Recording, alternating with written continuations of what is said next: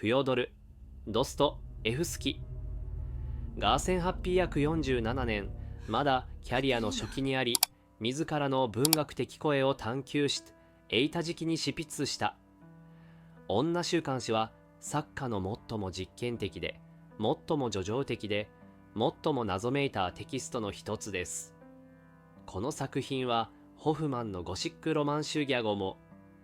ゴリのグロテスクなリアリズムから不快へ異教を受け、読者を理性と論理の境界を越え、熱に浮かされた夢の中へと引き込みます。物語は伝統的な筋書きよりも、囚人公の精神の迷宮、カレニニン式、洗脳、そして熱に浮かされた夢によって形作られます。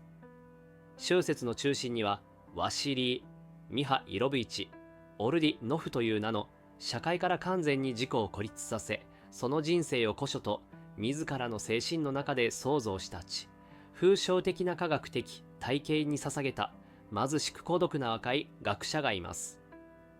オールデイノフはドーストエフスキの有名な夢想家の原型の一人であり、現実生活の混沌、人間関係の苦悩、そして情熱の灼熱から逃れ、科学と思想の無菌で予測可能で安全な港に避難した魂です。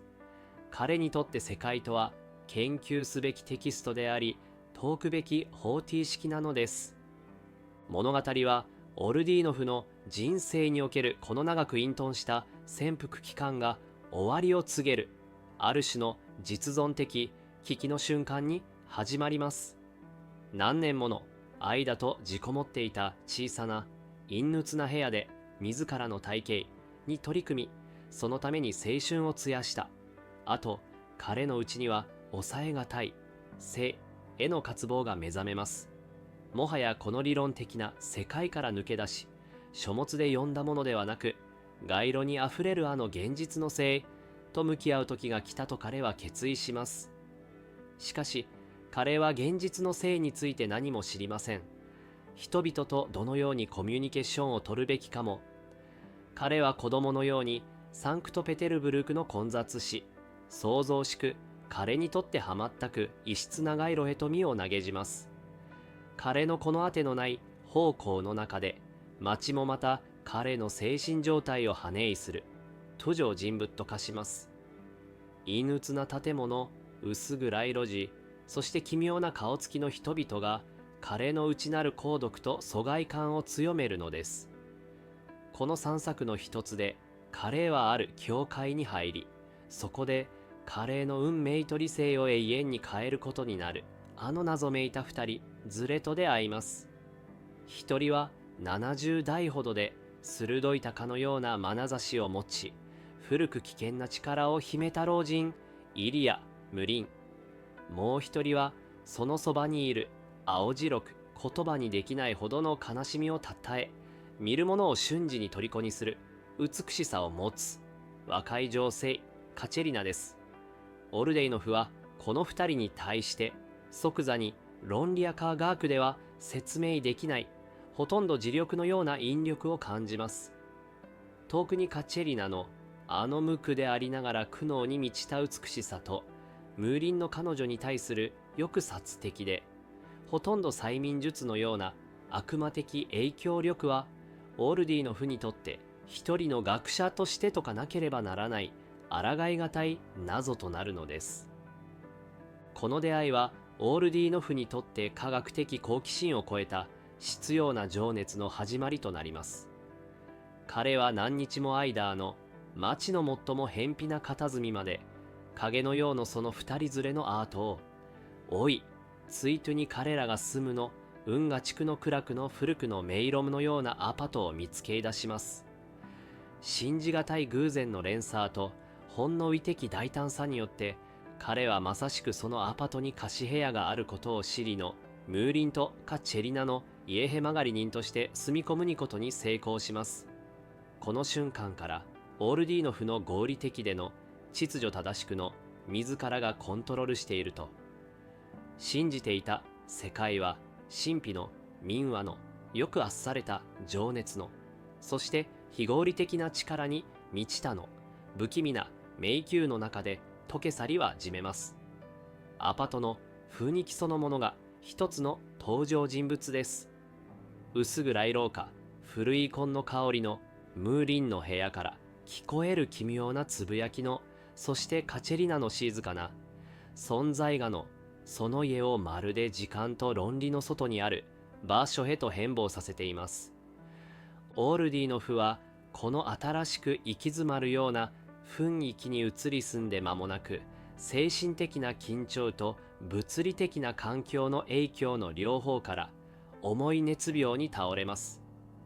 この病が小説の最も長く最も重要な部分が展開される現実と幻想が完全に混じり合う線盲状態を引き起こします。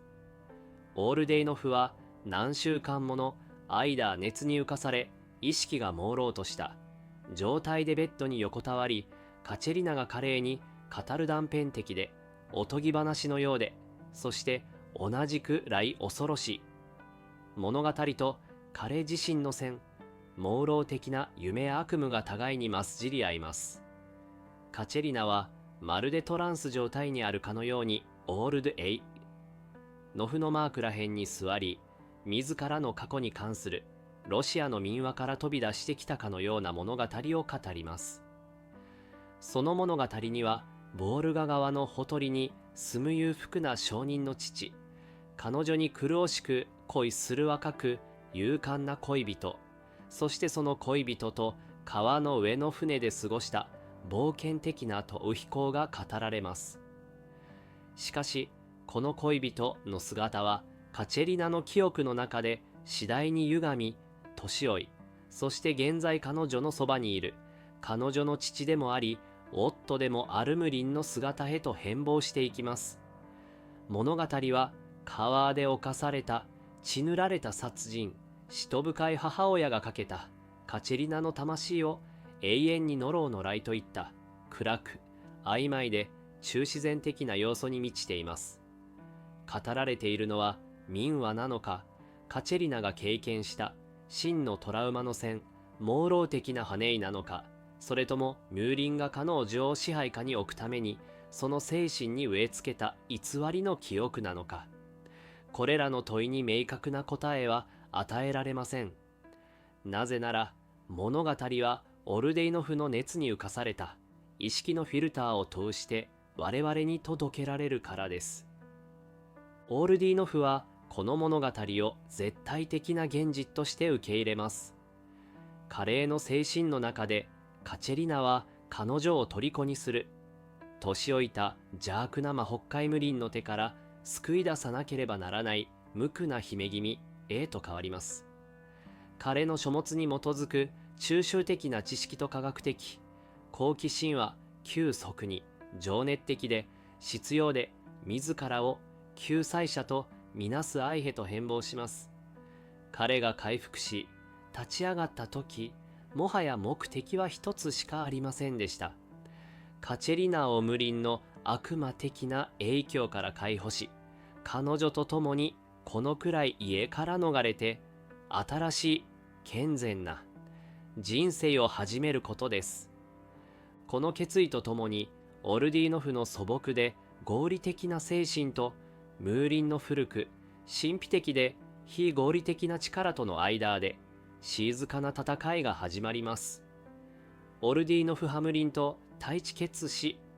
彼を論理で近代世界の法律で、そして警察に訴えるという脅しで打ち負かそうとします。しかしムリンはこれらすべての試みを賢者の忍耐と暴君の抽象をもって受け流します。彼はオルデイノフの内部な救済者、ファンタジーとその近代的で科学的な理性をまるで抽象うかのようです。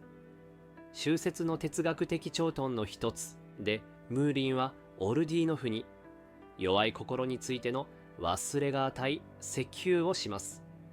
加齢によればカチェリナのような一部の人々はその情熱と感情の灼熱の重荷に耐えるにはあまりにも弱い心を持っているのです。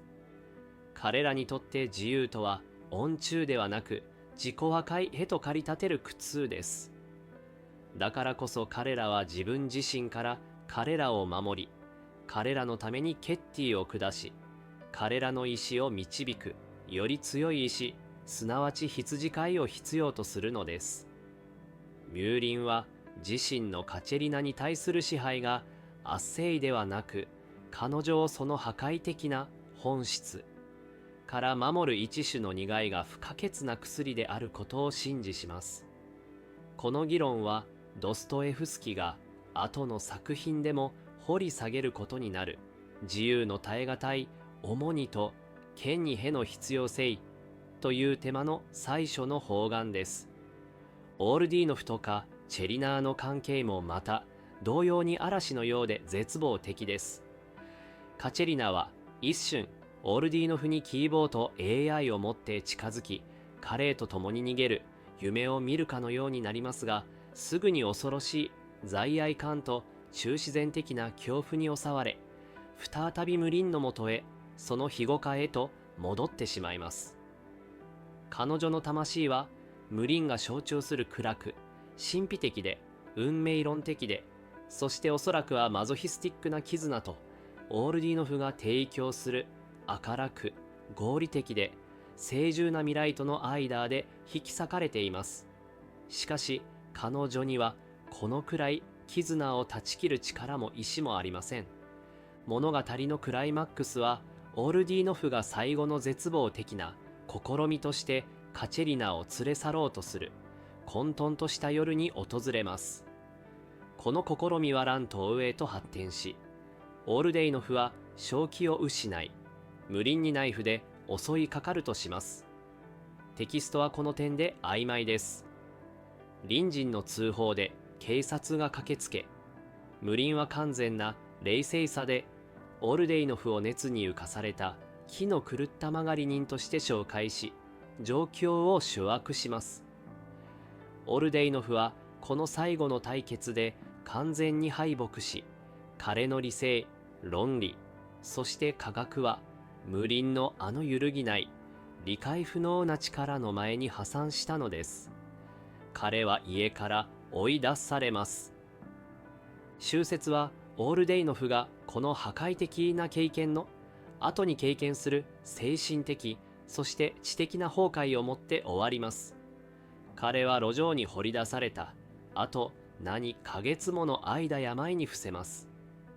彼が何年も捧げ全てを説明できると信じていた。あの完璧な化が苦敵大会は人生と人間の魂の混沌とし、神秘的で非合理的な性質の前に一枚の紙のように破り捨てられました。ある日回復した後、彼は路上で無輪とカチェリナに最後にもう一度だけ遭遇します。カチェリナは彼に空虚で冷たく無意味な表情を向けます。彼らの間のあの熱く悲劇的な絆の痕跡は何も残っていません。彼女は完全に無輪の世界に自らの運命に身を委ねます。オルディーノフはこの最後の出会いの後、自らの孤独と打ち砕かれた無双へと戻ります。彼は生と関わろうとしましたが、生は彼を飲み込みし、消耗させ、その魂を粉々に砕いたのです。女主観は読者をまさしくオルディーノフのように、謎が完全には解かれずに、問いに答えが与えられずに、そして人間の魂が理性の限界を超えた民話的で暗い力によって支配されうるという不穏で心に残る感覚とともに置き去りにするのです。